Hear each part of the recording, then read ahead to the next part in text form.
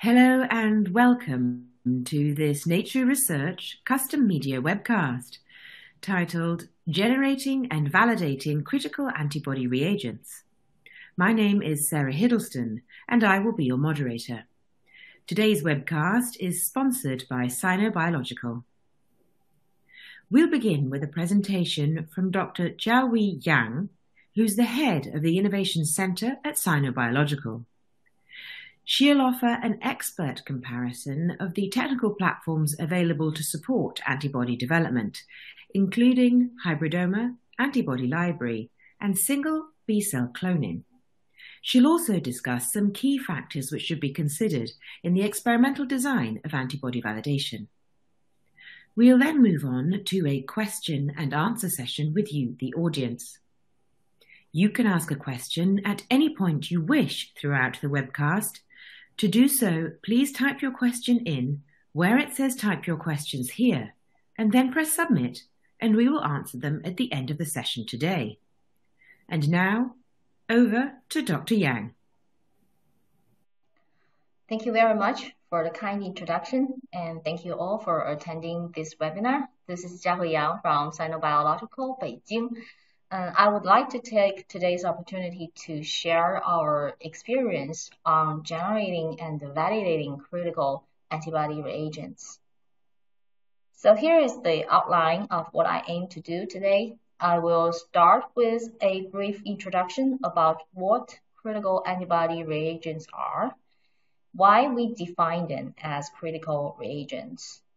Then I will share antibody development experience in Sinobiological on how to obtain critical antibody reagents in 3 related aspects, including setting up multiple antibody generation platforms to ensure obtaining a relatively large antibody candidate pool for further validation.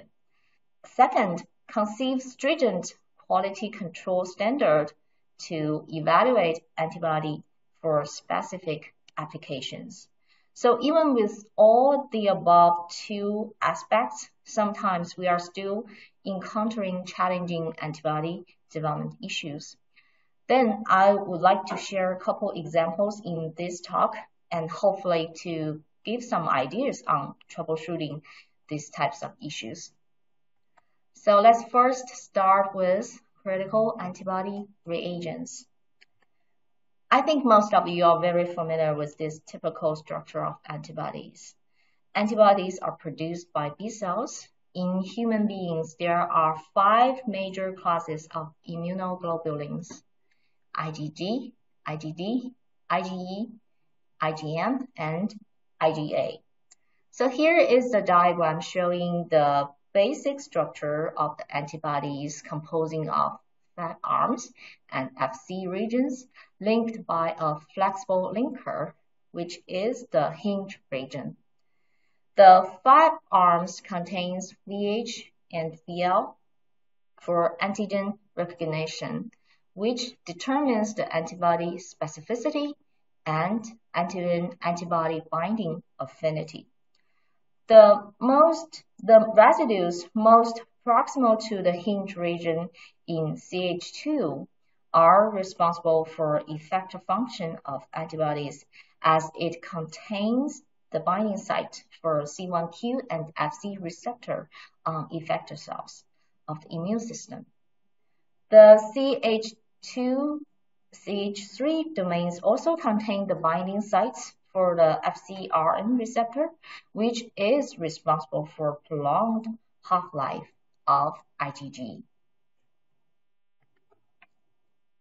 Antibodies are invaluable reagents applied in therapeutics, biomedical research, and diagnosis of all types of diseases. In last year, the 100th antibody drug has been approved by FDA. In addition, as a drug, antibodies are also used as a tool in antibody drug development. Here is a diagram showing the antibodies are used in PK assay, which will give more details in the following slides. In biomedical research, antibodies are applied in multiple applications, including Western blot, IF, immunohistochemistry, flow cytometry, and ELISAs. In diagnostics, so here is just an example showing that the antibodies are used in lateral flow assays. So high-quality antibody reagents have strong impact on further assay performance. So to produce high-quality antibodies, we divided the processes in two major steps. Generation, to obtain potential good candidate pool, and characterization or validation to ensure the quality to meet downstream assays. So for antibody generation session, we will first talk about the current antibody generation platforms and some procedures we usually include to improve successful rate. So before we get into the details about generation platforms, I will briefly go through the common processes of antibody development in-house. So we start with the immunization. Then we use different types of antibody generation platforms for antibody discovery, followed by screening. And then if we screen for positive clones, we will express the clones and purified antibodies for further functional analysis. So when we decided to make an antibody, the first thing we will think about the final applications.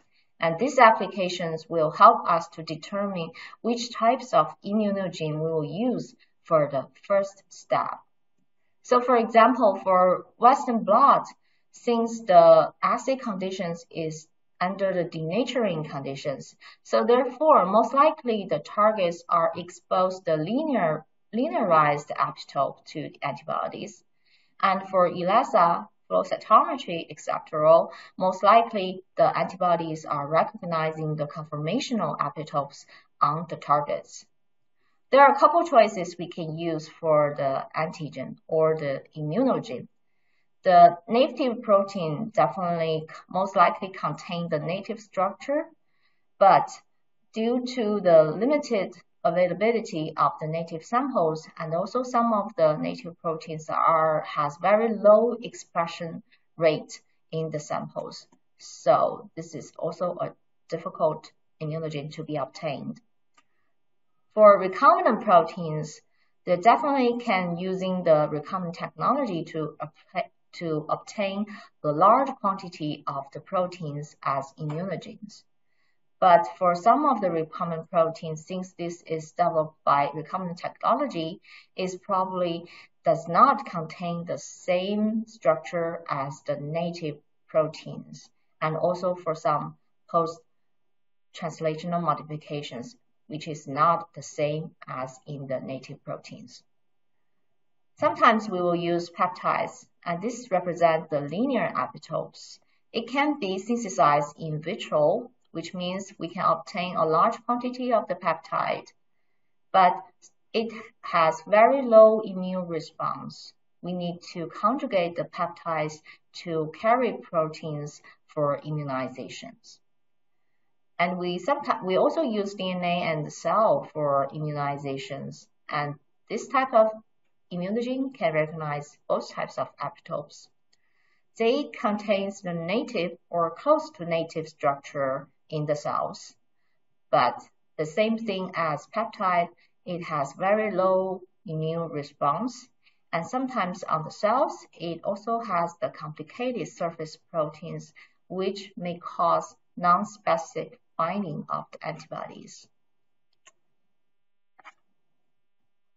So here is an example when we developing an antibody targeting epitopes with high homology sequences.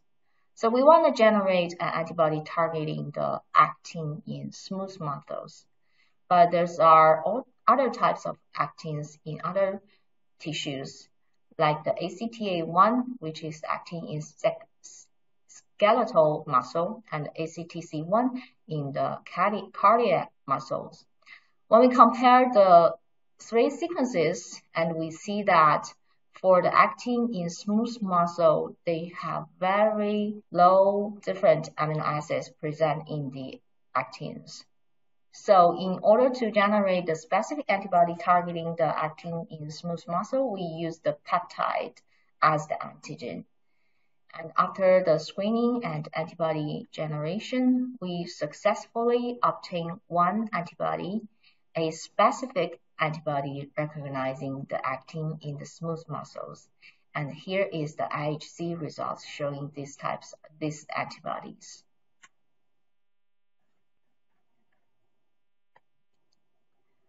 So antibodies can be generated via several strategies.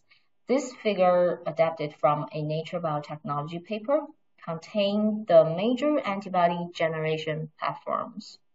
So first, this is the polyclonal antibodies. Polyclonal antibodies are derived from animal immunization, which has heterogeneous nature capable for recognizing multiple epitopes.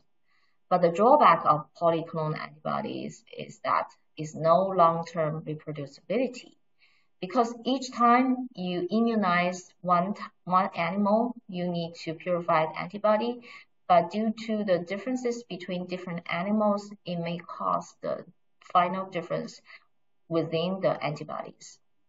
And the polyclonal antibodies may contain some composition which is never known, and it also may contain some contaminated IgGs. There's a high risk of unwanted reactivities. The second technology is the classical hybridoma technologies, and which also start with the immunization of the animals and then obtain the tissue of the animals, fuse the B cells with the tumor cells to form the hybridoma, followed by the screening part. In 1991, the introduction of the phage display with antibody gene library offers a new technology for antibody generations. You can start with an immunized animal and then obtain the spleen or the blood to generate the V region library of the antibodies. You can also start with the gene synthesis to obtain the synthetic antibody libraries. Sometimes you can use the non-immunized donor blood, typical humans, and then generate the antibody libraries, followed by the in vitro affinity selection by the phage displays. So from the phage display, you can directly obtain the sequence of the antibody, and you can use the recombinant technologies to express the full length of the antibody for further applications. And the most recent technology of antibody generation is the single B cell antibody clonings. So you directly obtain the single B cells by some types of isolation method or the sorting method. And then by clonal selection and sequencing, you can directly obtain the sequence of the antibodies followed by the recombinant expressions. And you can also sequence the antibody sequences from the hybridomas, and then finally you're gonna obtain the sequences for the hybridoma. You can use recombinant technology to express the antibodies instead of the cell culturing step for the hybridoma cells. So now we want to move on and then talk about how we improve the antibody generation successful rate. And the first solution is we include the pre-screening process in hybridoma technology and phage display. So this is a typical process of hybridoma technologies. You first immunize the animal and then collect the syringe to evaluate the titer. And then you select the animal with good titers and obtain the spleen for cell fusion. After the first primary screening for positive supernatant, we move on to 2 rounds of subcloning for ELISA positive clones, and then select the positive clones for the further cell culture to purify the antibodies and then evaluate the antibody in a specific applications. This is just the typical processes. So you mainly depends on the ELISA to select for the positive clones. And so what we do, we include the pre-screening process. What does that mean? So this is an example talking about the anti-MKI67 antibody generations. We use the pre-screening processes, which means we test the samples from different stages for the final applications. Since we are interested in obtaining the anti-MKI67 IHC antibodies, so we screen the serum from different animals for IHC applications. We also screen the supernatants from the primary screening positive clones and also the positive clones from the subcloning steps for the IHC applications. So only the positive clones after pre-screening, we will move to the antibody generation, expression, and purification, and the final tested in the IHC application. So by using the pre-screening procedure, it highly improved our successful rate of antibody generations. We immunized 5 animals, and then we screened the serum samples, obtained 1 animal with good screen tested in the IHC applications for 2 positive tissues. So after the cell fusion, we obtained 73 ELISA positive clones from the primary screening, and then we test them in the IHC application and found 12 positive clones showing good results in IHC. Here are 2 examples from 2 positive clones. Then we subclone these 12 positive clones for 2 rounds of subcloning and then assay for ELISA. We obtained the 6 positive main clones showing very good results in the IHC steps. And then we move to the expression and purification. After purified antibodies, we found 1 antibodies showing very good results in IHC applications for both positive tissues. So for these antibodies, we will move on to large-scale production and then validate in multiple types of tissues later. We also include the pre-screening in the phage display stage. So this is the process of phage display. After immunize the animals, we obtain the tissues to make the antibody library, and then we screen for the positive clones. After obtaining the full length of the antibodies, we test this specific antibody in the flow cytometry applications. So for the pre-screening, we include the serum and also we include the positive clones from the screening part, directly test them in the flow cytometry assays. And only the positive ones will be produced for full-length antibodies and then validated in flow cytometry again.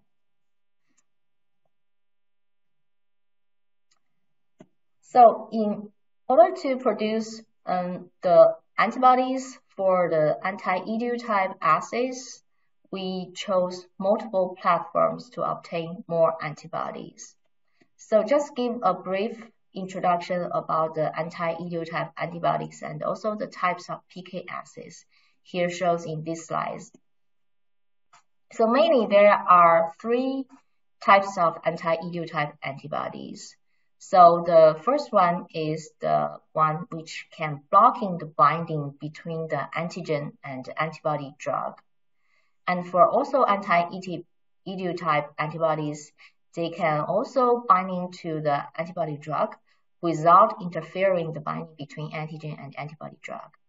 And the third type of anti-EDU type antibody is it can binding to the complex of the antigen and antibody drugs. There are multiple types of PK assays to evaluate antibody drug concentration in the preclinical and clinical assays.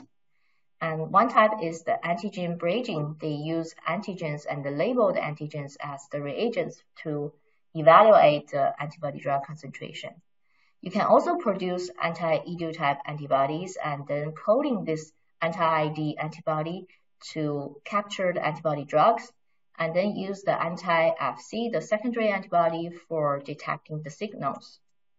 You can also use a pair of anti-ID antibodies to detect the antibody drug concentration and use the anti-Fc secondary antibody for the detection signal. So in the last two types of PK assays, the anti-ID antibodies is used as a tool for these types of assays. So therefore, how to generate this type of antibodies? So this is a busy slide about the workflow of reagent generation and calibration to support the life cycle of ligand binding assay, which is the PK assays. So in this chart, the main information we want to focus on is here. So since they are willing to use PK pairs for anti-idiotype antibodies, therefore, initially, they would like to obtain 20 to 30 monoclonal antibodies for each project. So which means initially, we need to obtain more positive anti-ID antibodies, and hopefully, we are able to get one pairing anti-IDs for the following assays. So in order to ensure that, for us in-house production, we usually use multiple antibody generation platform to support anti-idiotype antibody development. And here is the example for the hybridoma platform and phage display platform in the following slides. So for using the hybridoma platform to generate anti-idiotype antibodies, we also include the pre-screening step for positive sections. And this chart is showing that it has a very good correlation for positive sections for the main clone, the subclones, and purified antibodies. Then we confirm the binding and competition type with the purified antibodies to select for what types of anti-idiotype antibodies we obtained.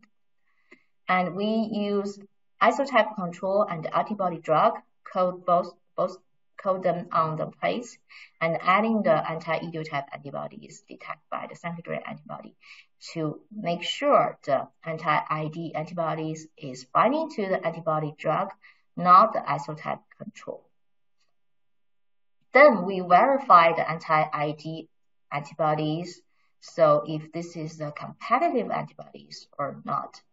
We code the antibody drug on the place and adding the protein targets and also the anti-idiotype antibody candidates, and then detect the signal by the secondary antibody to evaluate whether the anti-ID antibody is a competition ones. And these are two examples showing the anti-ID antibody development, and the green lines represent the non-competitive anti-ID antibodies, and the green ones represent the competitive anti-ID antibodies. So by using hybridoma technology, we are able to select for both types of anti-ID antibodies. So to ensure obtain multiple antibodies and hopefully targeting different epitopes, which will help us to get at least a pair of anti-ID antibodies for further use, we use a second platform to generate antibodies, such as the phage display. So this is just an example showing that we are using the phage display to produce rapid monoclonal antibodies for anti-idiotype antibodies. And we are having both the competitive anti-ID antibodies and also the non-competitive antibodies. And This is also another example showing that we are using multiple platforms to obtain more antibodies. And this is the platform for single B-cell cloning technologies to make CD47 target. CD47 is a cancer immunotherapy target which has been used in various preclinical studies and clinical studies. So here we are using the technology called optofluidic platform. By using this machine, we are able to transform single B cells into each pan for further screening. So first the round of screening, we are screening for B cells secreting antibodies which can bind to the recombinant CD47 proteins. So the spotlight showing that's the positive bindings. And for the second round screening, we use CD47 positive cells to screen for the secreted antibodies which are binding to the CD47 on the cells. So after the 2 rounds of screening, we transfer the 2 binding positive clones after the 2 assays into the 96 wells and then to obtain the antibody sequences and for further recombinant expression and evaluation. So we successfully obtained several clones of CD47 antibodies with blocking functions, and most of their affinities around 10 to the minus 9 and 10 to the minus 10. We also testing the antibodies in the hemagglutination assays, and then we found that some of the antibodies doesn't contain the hemagglutination function, which is similar as one of the controls. To improve successful rate, we also need to do some process optimization. So the following example is about the phage display technology platform optimizations. So this is just the basic workflow of the phage display. It uses several rounds of pannings for select for the positive clones for further usage. So therefore, the bio-panning process is a crucial step for this whole platforms. There are multiple types of bio-panning methods. So you can immobilize the targets or the proteins or the peptides and then screen for positive phages. Or you can do in solution bio-panning. You just conjugate your targets to the beads and screen for the positive phage clones. We can also use cells for the bio-panning, and then we can also do the competition bio-panning for the phage display. So here are 4 common issues we are facing during bio-pannings. And then we have some solutions we want to share in the talk. And the first one, when we are having low concentration target proteins, which means the screening target doesn't have very good quantities. So therefore, we try to switch the cooling temperature from 4 degrees to 37 degrees. And from the data, you can see that the OD is increased after switching to the higher temperatures. And then we need to enhance epitope exposure. So what we do is, instead of using immobilized bio-panning, we switch to solution bio-panning to find some good findings after the method switching. If we didn't get good serine titers after the immunizations, there are a couple ways you can do. So first, you can coat more target proteins on the plates and then screen for the positive clones. If this method didn't work, probably you need to construct a library with a larger size, which means most likely you need to start from pretty much the screening, the first step. Sometimes we are screening for antibodies for small molecules or peptides. We need to use plates with better binding capabilities to have the good positive results. So after obtaining a pool of potential antibodies, how do we design the validation assay to find the best one, which we will talk about a lot in the next few slides. So there are common problems of antibody reagents mentioned in Nature 2015. So for the cross-reactivities, which means the antibodies does not recognize one specific antigens, it can also recognize some non-target proteins. And for inconsistency, which shows that after obtaining different lots of antibodies, the antibodies showing different results for each assays. And sometimes for the wrong applications, for example, if the commercial company showing the antibody is working for one type of assays, for example, for the WB assays, but we want to use them in the ELISA assay, it may not work for this type of assays. So we want to give an example about how we do the antibody validation in IHC applications to give some idea how to obtain the best antibodies after the validation steps.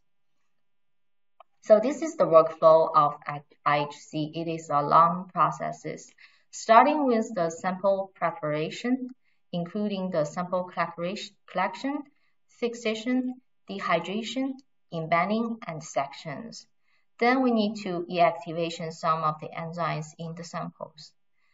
For some of the IHC experiments, we need to do the antigen retrieval or epitope retrieval.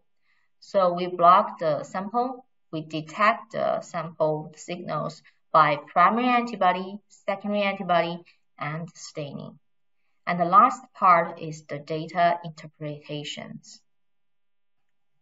So there are several factors which could influence the IHC results. So for example, the tissue handle the tissue immediately since it results in degradation of protein, RNA, or DNA, as well as it may activate some of the tissue enzymes. And then we do the epitope retrievals, and then for the detection system, you probably need to find the best antibodies or the good detection system for the assays. So for in-house, we have couple standard processes for the IHC antibodies. Here are just like the example of some standard processes. So first, we want to talk about is the epitope or the antigen retrieval. For the frozen, for some of the IHC assays, you need to go through these steps. And before fixing the frozen sections, you can see that the epitopes are exposed very well. So after the fixations, because by cross-linking with the formaldehydes, some of the epitopes are missing or hiding in the complexes. So we need to do the heating to loosen the cross-linked epitopes, which we also call the antigen retrieval. So here is the data represent the antigen retrieval. So without the heat, we can hardly see the signals on the samples. So after heating by 60, 80, or 98 degrees, we can see the signal is improving better. Another challenge for IHC antibody development is how to interpret the data. So first, you need to have a good understanding of your target. For example, the subcellular locations and what and where to look for the correct signals. Because the antigens could be, the target could be present on the membrane, cytoplasm, or nucleus, or both like the membrane and cytoplasm, or cytoplasm and the nucleus. And also we need to have a scoring systems for the staining intensity to interpret our data from low to high, the screening. the staining stage. For the quality standards, we pay much attention on the sensitivity and specificity and also the stabilities. So this is an example of anti-vermentin antibodies and showing the sensitivity from the 0.01 microgram per ml to 5 microgram per ml. So even with the increasing of the antibody concentrations, we still can see the good signal to background ratio. And for the specificity, sometimes we will use the antigen pre-incubation to verify the specificity of one particular antibodies. Without the antigen pre-incubation as a control, so after the antigen pre-incubation, we are seeing the signal is pretty much losing in the samples. And for stability, there are 3 aspects you can look for. The first one is the production consistency. So this is showing that this antibody from 3 batches showing pretty much similar signals. And the second stability is long time storage at good conditions. So starting with time 0 to 12-month storage, we are seeing this antibody still contain the good results for the assays. And sometimes we want to test the stability in short period of time, so we use the 37 degree as higher temperature to test the stability of the antibodies. And tissue microarray is also another good method for quality control for the IHC applications, because it provides the means for high throughput analysis of multiple tissues and cells. And this is the anti-CD3 antibodies, which is a rabbit monoclonal antibody developed in-house. We compare these anti-3 antibodies with a leading brand antibodies in the tissue microarray test. We are seeing they are pretty much showing the similar results for these 2 antibodies. So during antibody development, we have encountered some problems, as I mentioned before. So here we want to share some solutions for some of the issues. So this is a case study showing this antibody has very high background. And this is the ELISA positive antibodies we are looking for. So after doing the SEC HPLC, we found that this antibody contains a small partial of the aggregated antibodies. And then we check these antibodies in the ELISA assay. We are seeing that for the background, it still have very high signals of the OD. So after polishing, we are thinking the high background is probably due to the aggregates. We use SEC to isolate the monomer of the antibodies shown here. And then we are checking the ELISA results showing that the blank signal decreasing to the 0.06. So sometimes the high backgrounds is not caused by the aggregation. So here is the results, and it's caused by the elution buffers. So let's first go through the typical method for antibody purifications. So antibodies, usually full-length antibodies, can be purified by protein A or protein G columns. You just load the supernatant or the culture media with the antibodies on the columns and wash off the non-specific bindings and then elute with usually the low pH buffer to obtain the target antibodies. And this is a very interesting case because when we use the regular elution buffer, the glycine pH 3.0, and we found that after ELISA detection, we are having very high background signals, which is 0.45. And we changed the elution buffer because there are some of the references showing that the acidic conditions may cause some of the antibody losing the good signals for the assays. So we changed the elution buffers to a relatively neutral pH and then test them in the ELISA for the sample, the signal is decreasing for these types of antibodies. So we want to end our talk with Claudin 18 antibody generation because this is a hot target for therapeutic areas. In addition, it's also a complicated target for antibody generations. So for Claudin family, this is a classical structure of the Claudin families. It contains 4 transmembrane domains and then 2 relatively short extracellular domains. And then it is same for the Claudin 18.2. This is a membrane protein with short ECL domains and then 4 transmembrane domains. Claudin 18 is highly conserved between species.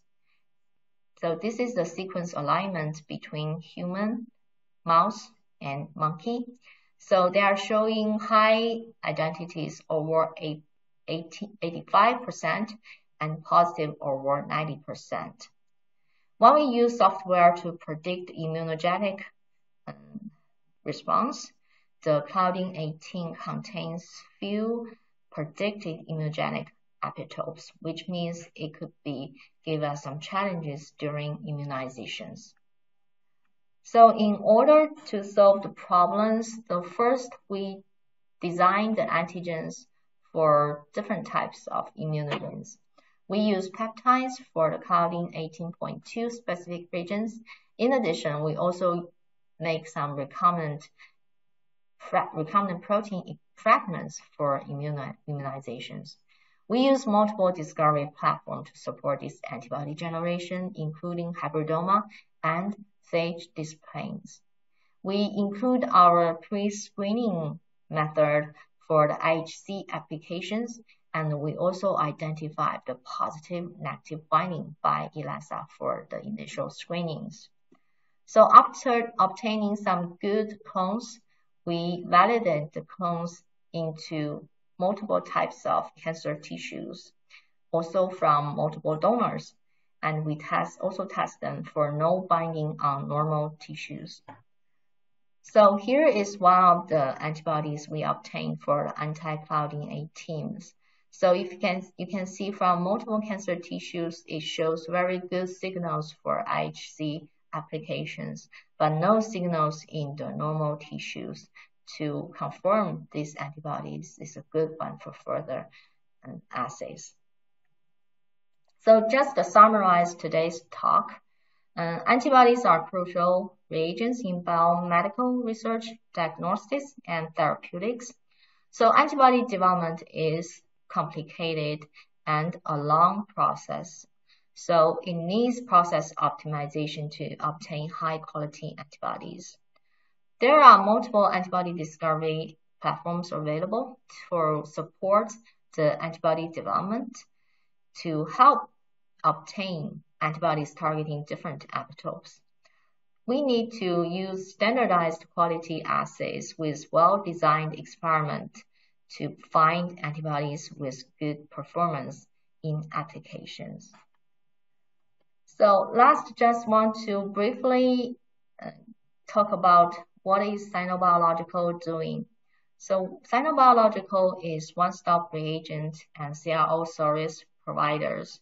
So currently we have more than 6,000 proteins, 14,000 antibodies, 32,000 genes, and 600 ELISA kits available as products. So we are also using our recombinant technology platforms and antibody generation platform to support our customer services. So this is showing that our customers using our services and products to publish lots of publications in very good journals. And now we are having end users in more than 90 countries. And thanks for your time, and I would like to answer any questions. Thank you very much, Dr. Yang, for that presentation. It is now time for the question and answer session. To ask a question, please type it in where it says type your questions here and then press submit. So, Dr. Yang, to get us started today, I'd like to ask you, how do you design the immunogen for a specific antibody development? Yeah, thanks for the questions. Usually when we decided to produce a new specific antibodies, the first thing we will consider is what types of application we want to use with these antibodies. The purpose of knowing the final assay or application of the antibodies is help us to determine the final type of the epitopes we want to use the antibody to recognize. Because as I mentioned in my presentations, there are two major types of epitopes available for the target, the linearized one and the conformational ones. For example, for the Western blot applications, usually the assay is under the denaturing conditions, which means the antibodies most likely targeting the linearized epitope of the antigen. So for this case, we can choose peptides for the immunogen because the peptides can be synthesized in vitro and we can easily obtain a large quantity of these types of immunogens. But for assays like flow cytometries, for most of the cases, the flow cytometries, the antibodies is targeting to the conformational epitopes, or sometimes maybe the linearized epitopes. So therefore, for this case, we prefer to choose like recombinant proteins or DNA cells for immunizations. So the second thing we need to consider is how much of the challenges is for producing these immunogens. For peptides, as I mentioned before, can be synthesized in vitro, is easily to obtain a large quantities. But for recombinant immunogens, we need to use recombinant expression systems to produce the molecules. So we need to know more details about the molecules. For example, for multi-transmembrane molecules, it's very hard for us to produce like full-length recombinant membrane proteins as the immunogens. We may switch to using DNA or overexpression cells as the immunogens, or we can choose some fragments of the targets for recombinant expressions. So the other things we can consider for immunogen generation is the availability of the techniques. If you are choosing some outside suppliers for the immunogens, for example, you want to purchase recombinant proteins or peptides, so you can choose from all types of suppliers. But the cost is quite different. For peptides, it's relatively cheaper compared with the recombinant antigens. So these are the couple of things we always consider for the choice of the immunogens. Thank you very much. Our next question for today is antigen retrieval necessary in IHC staining? Whether we want to do the antigen retrieval procedure, it highly depending on the types of antigen and the primary antibody. So the purpose of doing the antigen retrieval is trying to expose some epitopes during the experiment, which is hidden by the assays. So for most of the cases, the paraffin-embedded tissue samples, we highly recommend it to do the antigen retrieval for sure. But for the frozen tissues, we don't really recommend for this procedure. Thank you. Thank you very much. Our next question then, how much did the success rate increase after applying the pre-screening method that you mentioned in your talk, Dr. Yang? Thanks, Sarah. The average success rate improvement is about like 20% after we performing the screening assay using the pre-screen method in our antibody discovery experiment. But one thing I want to add for this question is we did put a lot of effort on the process optimizations because it's very difficult to finding a good conditions for the pre-screen method. So why I'm saying this, because for the final validation assay, you are using a purified antibody samples. But for the pre-screening method, you are using multiple types of samples, including the syringe samples and also the culture media from the hybridoma or even the phage display stuff. So for these types of samples, they are very complicated compared with the purified antibodies. So which means you need to doing a relatively complicated setup experiment to finding out the good conditions for using in your pre-screening method. Yeah, thanks for the question. Okay, thank you very much. Our next question is asking what happens if they have purchased an antibody labeled for WB? Can it be used in IHC? Yeah, thanks for the question. This is a really good one because as a commercial suppliers, we usually label the antibody for some specific assays. And for these questions, so this antibodies is labeled for Western blot, but the researchers want to use it in IHC assays. And for these specific questions, I will say the chance for switching from Western blot to IHC assay, there's a relatively highly chance for these switchings. And so why I'm saying this, because if we are recording the information I was talking about in my presentations, the epitopes for the WB antibodies is most likely for the linearized epitope type. And for IHC conditions, it is also a denaturing conditions, or sometimes I will say it's a partially denaturing conditions. So they are having some similarities between these two assays. But talking about another issues or different questions, if I have antibodies labeled with Western blot application, but I want to use in the flow cytometries, I will say the chances is relatively lower compared with this question situations. Because for flow cytometries, the epitopes recognized by the antibodies is most likely a conformational epitopes. So there's a big differences between the Western blot and flow cytometry assays. So as Sinobiological also supply a lot of antibody reagents as a commercial suppliers, I also want to give some suggestions. If you purchase these antibodies from some outside resources, we suggest you to contact your commercial suppliers to ask them if they have ever tested these antibodies in IHC applications. Because when we producing some antibodies, we'll definitely testing them in different types of applications. Even though the antibody didn't pass through our internal assay standards, but it may help to use in your applications. So this is why I will suggest you to contact your suppliers to see if they have ever tested them in these IHC assays. It may help sometimes. Great, thank you very much for that.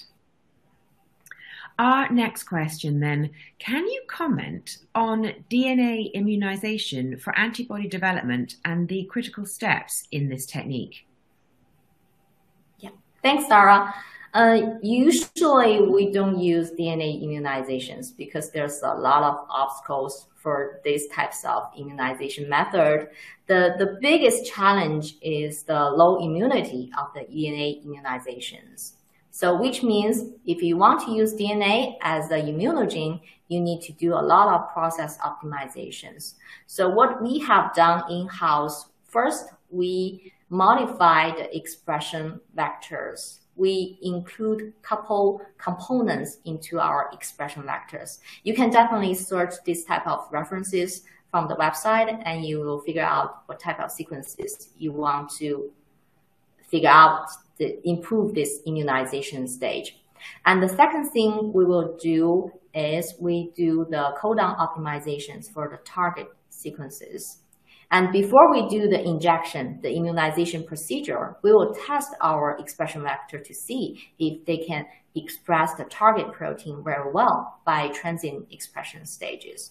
And for other methods, you can also do the immunization procedure optimization, such as the injection route, or the number of boosts, or the duration times. You can also improve your immunization results by using this DNA immunization.